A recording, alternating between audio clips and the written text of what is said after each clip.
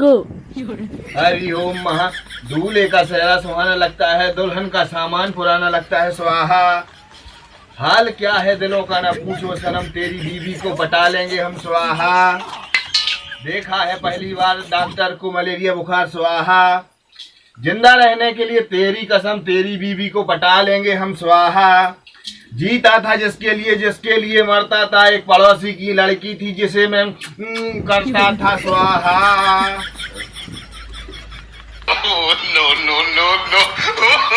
नहीं, यही होता है जब आप लड़की के पुराने आशिक को शादी में पंडित बना के बुलाते हैं। मैं वापस आ गया, तू फिर से डरेगा। जिस तरह फ्लॉप हुआ अब क्या करेगा। मैं पहले से फेमस था शाने, तू क्या मेरा छोटे सीन चेंज करेगा। तू बस बड़ा। तो एक बार फिर से स्वागत है आपका हमारे शो जनता की अदालत में। तो आज मैं बात करने जा रहा हूँ एक ऐसे शो के बारे में जो बाबा आदम के जमाने से चला आ रहा है। मतलब इस शो पर इतने मर्डर केसेस सोल्व हो चुके हैं जितने पूरी दुनिया में भी नहीं हुए। आज हम बात करेंगे CID के बारे में। तो चलो यार, सोनी टीवी को चार चांद लगाने वाले इस शो के बारे में बात करते हैं और शुरू करते हैं आज का मुकदमा।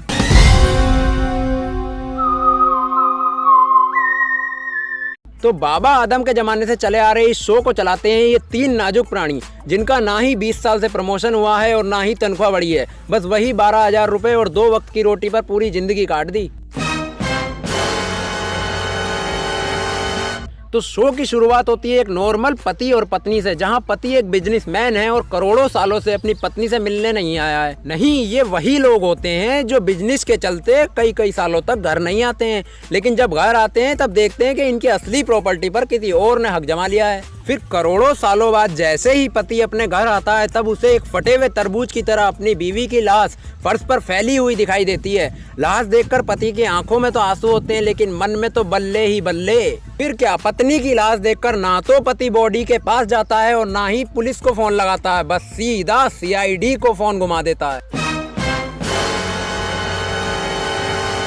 फिर क्या, जैसे ही CID के कानों में ये बात पहुंचती है कि खून हुआ है, फिर तो ACP प्रद्युमन अपने सारे काम दाम छोड़कर अपनी वही 20 साल पुरानी खटारा क्वालिस में बैठकर कुछ तो गड़बड़ है करते हुए मौका वारदात पर पहुंचते हैं। दोस्तों, CID की टीम लाश के घर में तो ऐसे घुसती है जैसे मानो खुद की खाला का घर हो, और लाश के घर में घुसते ही वही 50 रुपए घंटा वाले DSLR से लाश का फोटो सेशन शुरू होता है।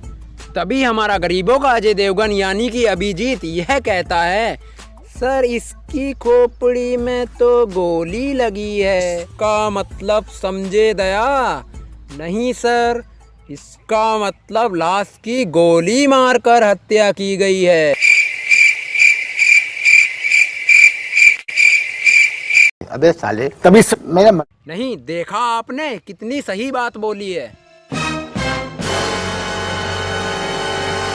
अब जब CID की टीम लाश का पूरी तरह से मुआयना कर चुकी होती है, तब लाश को एक ऐसी जगह पर ले जाया जाता है जो इस शो में सबसे महत्वपूर्ण है, फोरेंसिक लैब, जहां पर मिलता है हमें ये प्राणी।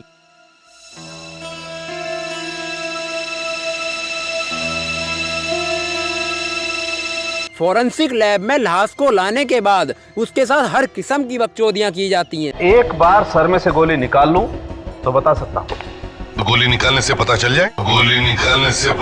जाए। वाह क्या बात है। नहीं, ऐसा ही होता है जब रिश्वत देकर ACP बनते हैं। लाश के साथ हर किस्म की हरकतें करने के बाद नंबर आता है पूछताछ का। CID ऑफिस से लेकर घर तक, रास्ते में मिलने वाले शराबी पियक्कड़ से खंबे पर टांग उठाकर मुँहते कुत्ते तक हर किसी से पूछताछ की जाती है। अभी पड़ोसी का बेटा पप्पू, जो कि अपना कच्छा भी सीधा नहीं पहन पाता है, वो आकर खूनी का स्केच बनवा देता है। यहाँ जिंदगी का ये हाल है कि कभी कभी खुद का चेहरा शीशे में देखकर भी यह पता नहीं चलता कि इस जानवर को किस चिड़ियाघर में देखा था। और वहाँ पप्पू ने एक बार देखकर खूनी का पूरा स्केच बनवा दिया। खूनी का स्केच बनते ही CID की टीम कतई गुलाटियां मारती हुई खूनी के घर पहुँचती है। घर का दरवाजा बंद देखकर ACP प्रद्युमन इस चौड़े आदमी जिसका नाम दया है उससे दरवाजा तोड़ने के लिए कहते हैं, दया दरवाजा तोड़ दो।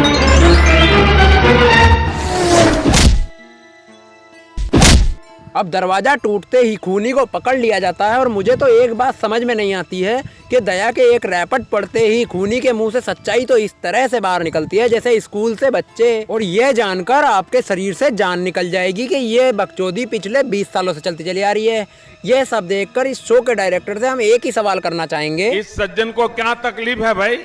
लेकिन जो कहो यार, इस शो को देखने में बचपन में बड़ा ही मजा आता था। अगर तुम्हें भी ये शो पसंद है तो वीडियो को लाइक मारो, चैनल को सब्सक्राइब करो, पास में घंटी बनकर आएगी उसे भी दबाओ ताकि वीडियो डालते ही तुम नोटिफिकेशन पाओ। तो चलो यार, CID का शो आने वाला है, मैं भी चलता हूँ, एंडिंग लगाओ। मैं वापस आ गया तू फिर से डरेगा, जिस तेरा फ्लॉप हुआ अब क्या करेगा, मैं पहले से फेमस था शाने, तू क्या मेरा छोटे सीन चेंज करेगा।